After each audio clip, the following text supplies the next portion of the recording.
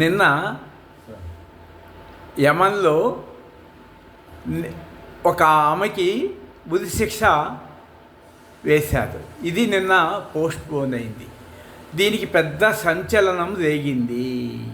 ఇది గతంలో సద్దాం హుస్సేన్ గారికి కూడా ఉరిశిక్ష వేసినప్పుడు నేను పరిశీలించాను. ఆ ఉరికంబ వేసేటే తీసుకెళ్ళేటప్పుడు నేను తిరిగి బతికి మీ అంతు చూస్తాను అని మనసు పలికింది. మరి గాఢ నిద్రలో అన్ని దేహాలకి ఉరిశిక్ష వేసేస్తాను.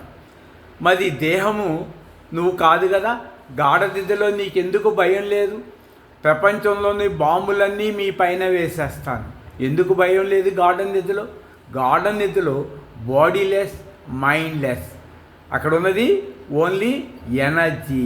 ఈ ఎనర్జీని పంచభూతాలు కాదు కదా, ప్రపంచంలో ఆటం బాంబులు, తుపాకులు ఏమీ చేయలేవు. కాబట్టి ప్రతి మనిషి ఈ విద్యను అలవాటు చేసుకోండి.